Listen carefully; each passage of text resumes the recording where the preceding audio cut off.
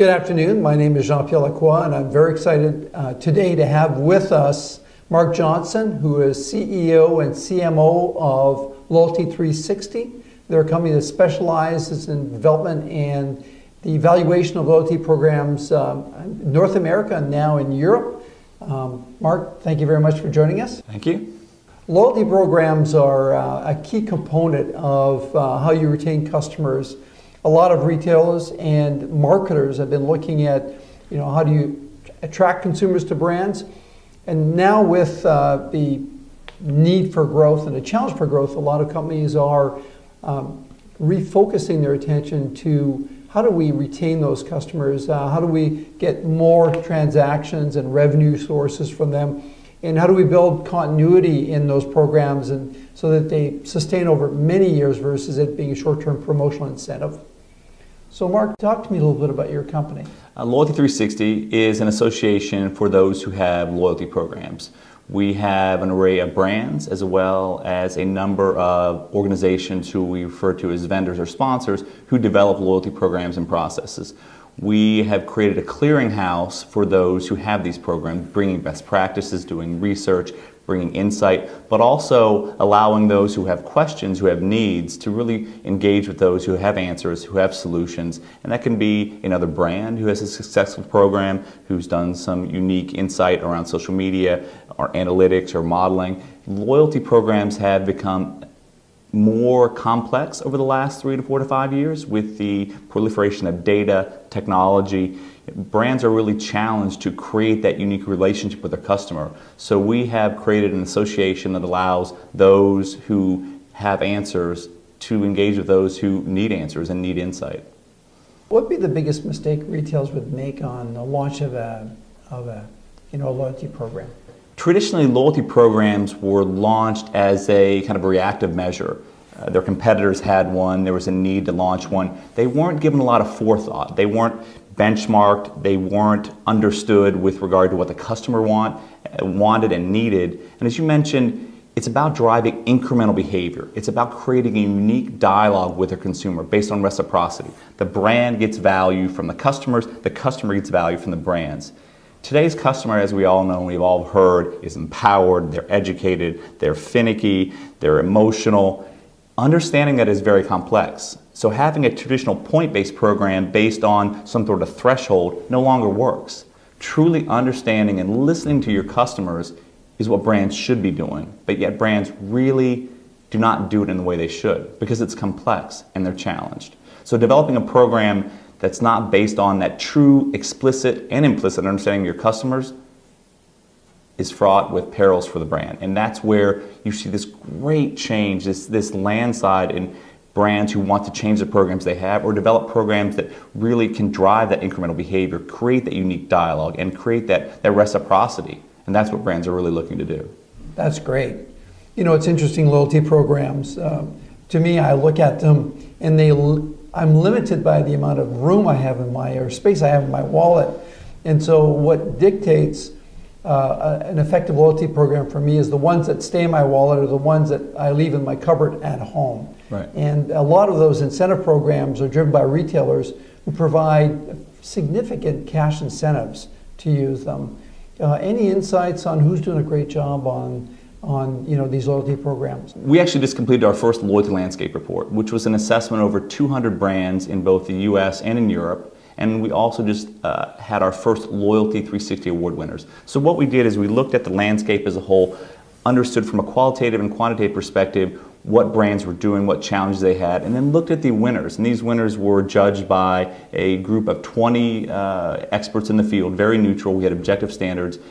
And there's some that are doing well. Best Western, the Société de Montréal, the transport department. They do an amazing job of creating a comprehensive program that looks at the social, mobile, looks at creating data sets that they can create value for the customer. Best Western, they have programs that go into the voice of the customer, the voice of the employee, and they meld these into a unique program, understanding the needs of the customers, but also creating advocacy with their consumers as well as their employees to push that incremental dialogue. And using data not as a banal input, but as a way to create that reciprocity we talk about, to create that mutually beneficial behavior that brands are really struggling for. You look at American Express, where they have great experiences.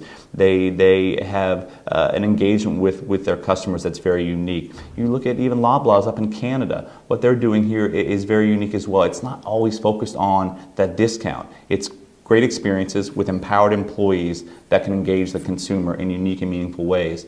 That's true loyalty. Loyalty is not and should not be considered just a point program. It's about the total composite behavior of the consumer. Those programs are doing very well. And I think one thing that's very unique too with programs that do very well, they admit when they were wrong. They're not too proud to say, it was us.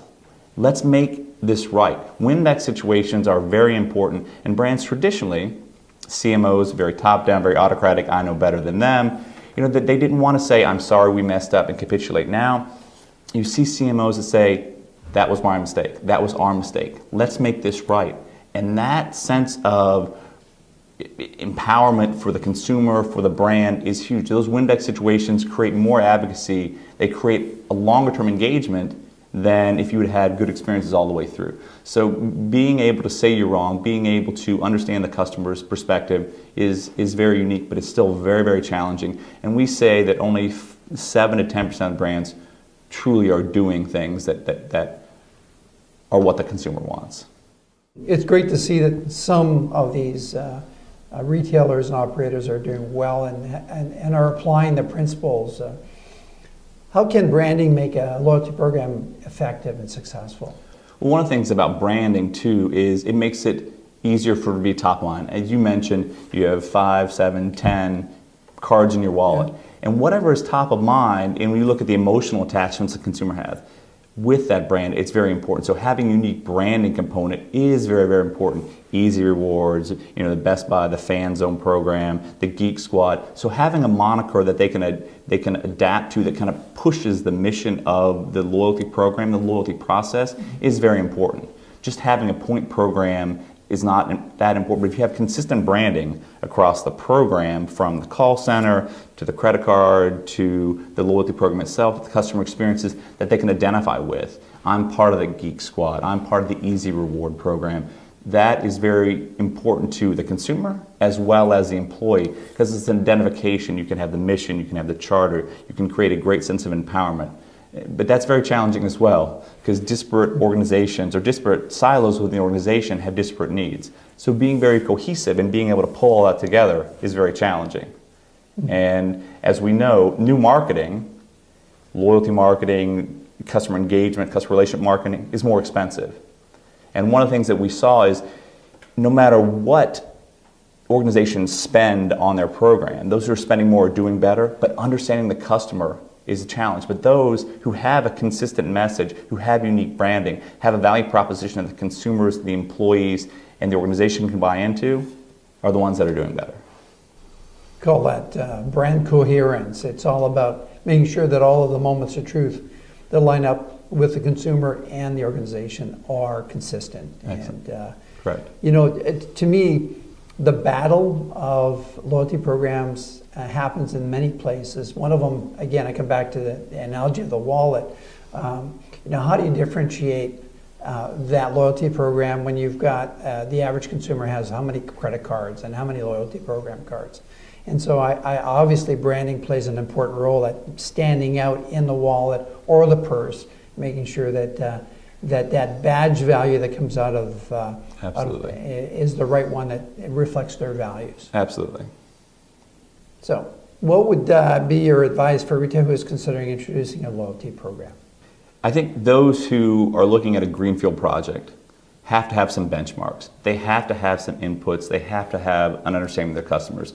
So putting in a program that's just going to give $1 per point or buy 10, get 9 free, or doesn't take in the disparate data sets from social or mobile or all these different pieces, you have to understand kind of where you are. We worked a Global Hotel Alliance. They are one of our award winners, a small group of boutique hotels, 25, 27 of them, very unique boutique. They realized they have a fixed budget. They realize they can't do everything. So they place bets on areas that they need to improve on. But they do that by listening to the customers. So they've expanded their program. They would like to have a better mobile, a better social presence, a better website presence, but they realize that they can't do everything. So what they do is they engage in a dialogue with their customer to kind of develop the pieces that are most advantageous to the customer. So if you're starting with a greenfield project, having an understanding, hire a consultant, get an outside perspective. Because as we mentioned, the CMOs traditionally have a different perspective of the customers than the customers have of the CMO in that organization. So I think having an honest appraisal of where your program is, even kind of in a bigger program, your marketing processes, the customer processes, what they value. And you don't necessarily have to be able to respond to everything the customer wants. I look at JetBlue. JetBlue does an amazing job. They have a 20,000 person panel they use to develop programs, processes. They actively listen. But what happens? They come to Dave and they say, we want X, we want Z, we want P. Well, we can't do that. It's not economically feasible. But when you tell the customer, we can't do X and here's why, that's very unique as well. So understanding where you are, being able to listen, and being able to respond. And if there's something you cannot do in a loyalty program, as if you benchmarked it, don't commit to the customer you're going to do that. Don't tell them you're going to listen. Don't tell them you're going to have an active feedback process. Don't tell them you're going to evolve the program. Set the expectations low, as we know, and meet them, exceed them. Don't set high expectations hoping that 3 months, 4 months, 5 months hence, they're going to forget. Customers don't forget, especially when you tune into that rational piece they want. That's something they'll remember forever. So what you place value on, what I place value on, is significantly different than what consumer X may place value on. So set up the program to succeed. Bring an internal consultant or 2 or 3, look at the branding, look at how the program's positioned, and develop it in a manner that's what the customers want, not what the CMO wants, not what the organization wants. And it's very unique. I talk to J.D. Power quite often. He spoke at our conference in the fall. He said, I actually spoke with him 2 weeks ago, brands still don't listen. They develop programs and processes in a vacuum. And you can't do that anymore. You have to really engage the customer if you want to be top of mind, if you want to be top of wallet, if you want to be first in that consideration set. But it's hard. Well, that's interesting. You bring up on a couple of occasions the CMO. And it sounds like loyalty programs are not high on everyone's radar screen, especially in the marketing area, and that it's kind of driven by other needs, sales needs, operation needs, versus it being a branding and marketing need. Is that just a perception of myself, or is that the reality out there? I think you have some salient points. Traditionally, branding, we mentioned P&G, I'm from Cincinnati, P&G have a slogan, have an idea, push, push, push. You have an ideation and you push it out. But loyalty programs are different. A true program is about, we mentioned behavior. And behaviors, as we all know, are very irrational. They're not predicated on rational means necessarily, always. So the challenge to listen is very unique. So you look at a CIO who has data, who has inputs. He's trying to develop pieces for the external audience. And the CMO traditionally has been one, we're looking at branding, we're looking at positioning, but not necessarily taking the inputs, the transactional data, this rich transactional set you get from a loyalty program, from your call center, from response data, from survey data. Taking that is very important. And I think you're seeing a new CMO. You're seeing a new CMO that's part COO, part CIO, part CFO, that is looking to be more open, to being more accessible. One of the things that we saw in our loyalty landscape report, which was very unique, programs that do the best are the ones that have infused an entrepreneurial spirit in their organizations. They're willing to take risks. We know the return for program X, Y, and Z. There's this other program, it may have returned, it may not, but we should probably take a look at that. We know what these returns are. These new media, these new technologies don't all have proven ROI. And that's what we're doing to bring these together. So you talk about the effectiveness of these programs. Any kind of metrics, ROI. So if somebody's looking at launching a loyalty program, obviously there has to be a business sense, a need, and there's got to be a return on that need. Any insights here?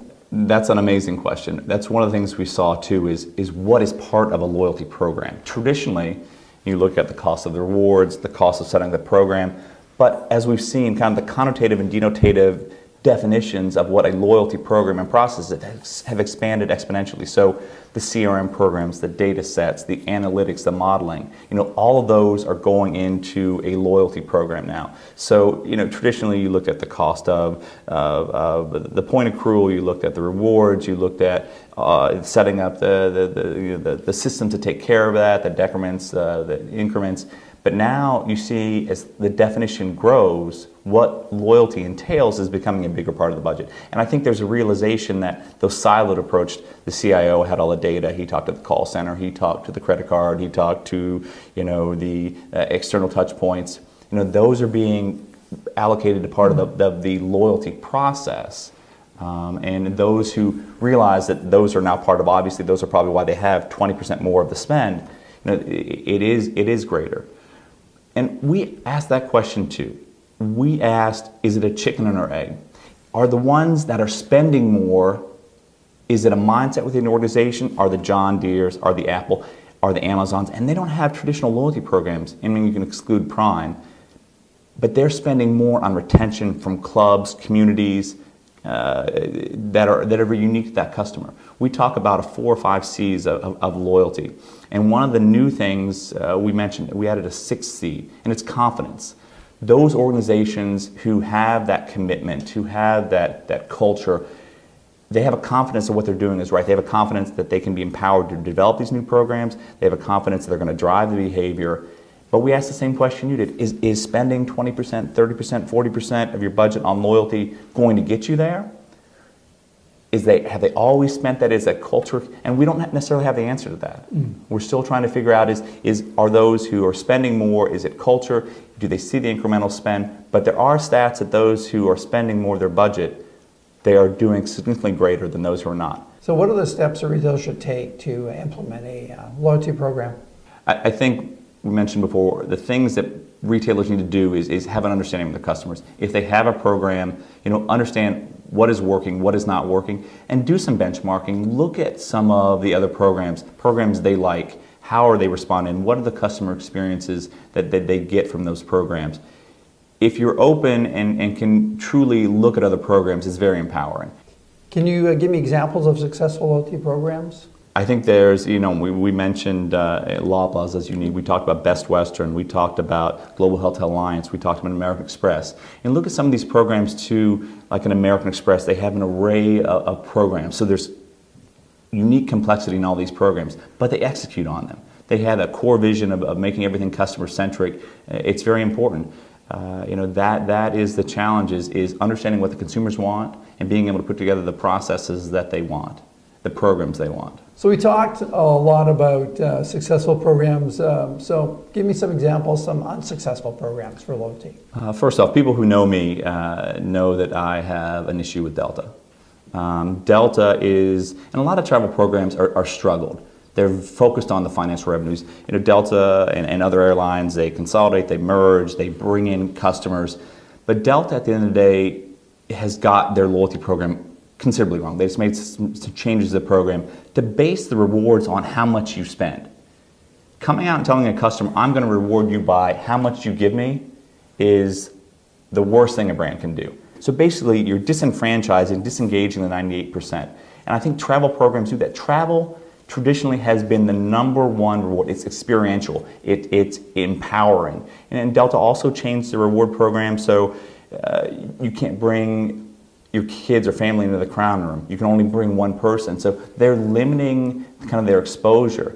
And it's great. You obviously want to market to the 1 to 2 to 3% that are spending incrementally more in your program. But you do that in a way that doesn't alienate the base. And I think there's others too. You look at programs that have developed processes that have flawed technology.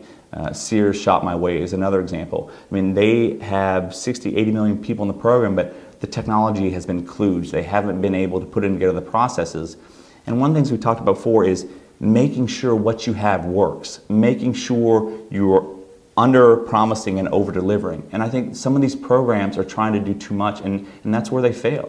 And that's the challenge, is not listening. As we said before, that is the #1 challenge that external people have with brands. They don't listen to me. They don't value my opinion. They don't give any credence to what I say. That is the worst thing you could do, because the brands that have the traditional programs, the explicit and the implicit programs, are listening. They're empowering their customers. They want to know their feedback. They may not necessarily address all of it. They may not be able to develop the programs that everyone wants, but they're going to tell them why they can't do it. Listening and empowering the customer is very important, and it's a challenge. So if you look at performance, we talked a little bit about J.D. Powers and how they evaluate, and score organizations. Do they take into consideration the loyalty programs and how they're being managed? They do, and you're seeing more and more of that. So how that loyalty program drives financial success, incremental return, and also cost of managing the customer. So you're starting to see kind of a more holistic view, as we mentioned, kind of the shift in spend. So they're looking at the different metrics. They're helping customers and brands, should I say, realize what they should be doing. So they're looking at those different metrics that haven't always been there. So yes. So when you look at the different certain types of affinity programs, can you list them? What are the ones that work the best? When you look at formats or approaches for affinity programs, which ones have the most effectiveness in changing behavior, building loyalty? I think we've mentioned, I think some grocery programs are doing new things. In our area, that's Kroger. I know Loblaws is doing some new things. So looking at the product services, and whether it's a gas reward or giving rewards for incremental products, or looking at ways to speak to the customer. In our landscape report, the number one challenge brands had was understanding, this is those who are spending 20%, 30% of the programs, and those who are not, is understanding what the customers want, understanding the rewards they want. That's kind of a moving target. They want instant gratification, they want longer gratification, they want cash back, they want discounts. That is the number one. 40% of brands listed that as the number one challenge of their reward program, is understanding how to reward and what rewards should be. So that's an opportunity. But there again, creating that dialogue helps address that. What tends to be the most effective incentive for these types of affinity programs? What is working effectively at building that loyalty and affinity? Is it money? Is it recognition? Is it ability of creating a profile that is kind of proactive in meeting your needs? What is it? I think depending on the industry, you'll see some variance. But we hear about surprise and delight. We hear about great experiences. We hear about that irrational engagement. Those are the ones that are hard to measure, but we see have greater long-term benefits. So having surprise and delight, being able to have that unique recognition based on who you are. So travel traditionally has been a very strong intrinsic and extrinsic motivator. Whether it's getting points for reward programs, some of the coalition programs you have in Canada from Air Miles and others, those are very compelling. But I think the surprise and delight issues, the asking someone why they may partake in that brand that day, why are you coming to this restaurant, why are you coming to the store, and being able to do something with that. Obviously that's very challenging, but it's the rational, emotional connection that customers have that are the ones that tend to be the strongest. Do you know of any specific loyalty program that supports a retailer's private label program? In the States, we see a number of programs doing that. You see Kroger, who has a reward program, where you get incremental fuel points, you get incremental rewards, you get incremental cash back. And Kroger has a pretty comprehensive program, from a Visa offering that allows you to achieve gas discounts, and throughout the recession we've seen that gas discounts have been very, very compelling. It's that incremental piece that helps drive that emotional attachment to the brand. Kroger also, and Target, they have some community-based reward programs as well. So getting you to buy certain programs or getting products from Kroger from a community perspective is very important. You get rewarded, $1 for traditional spend, $2 for in-store spend, $3 for that private label brand. And Target's doing the same thing. So they have their private label offering, where they're trying to shift purchases from General Mills to their private label offering. Same thing. You're getting that incremental spend, getting that incremental reward. And those two are doing some very unique things. But it's not only the accrual there, but also, they've listened to the customers and that's what they want. They know there's an inherent benefit to shift that behavior, but they're also rewarding them as well to try to push back into redemption for this product. So you get trial of the product, and then you get incremental spend, and then you get kind of an offer to redeem back for that product, creating that behavior. Because private label programs are typically are unfunded. And they use the price gap between national brand and the private label brand as kind of the incentive. But it's great to see that people like Kroger are looking at that as a vehicle. These affinity programs are driving more private label sales, which hence drives more loyalty to their program. Well, one of the things that we saw too is, and we're seeing is, there's a big group out of the UK who helps a number of people with their loyalty programs, but at the end of the day, it's the packaged good company that wants that insight. They want to get more intermediated with the customer. So whether that's a Hershey, whether that's an M&M's, whether that's P&G, they want to have that customer data. But it's always been kind of a shell game for them, from slotting fees, from end cap fees to placement fees. I mean, it's been very difficult for them to get that consumer data. They want to have that relationship with you, with I. And what we're seeing right now is people are saying, well, we have to find a way to create that dialogue. P&G wants to talk to you. They want to know what your next product offering may be. Sony wants to talk to you. JVC wants to talk to you. And what we're seeing is those traditional loyalty programs based on the freestanding insert in the Sunday paper, based on couponing, they're becoming a dinosaur. Well, Mark, thank you very much for joining us. Some great insights on how to retain customers. I call that the next frontier on brand building and market share growth. And we're going to leave there's a phone number at the bottom of your screen. Please call in. We're going to leave the lines open and ask any question. And we have Mark here who's going to be happy to answer them. Thank you very much for joining us today at Design Lounge. And we look forward to having you join future presentations. Take care.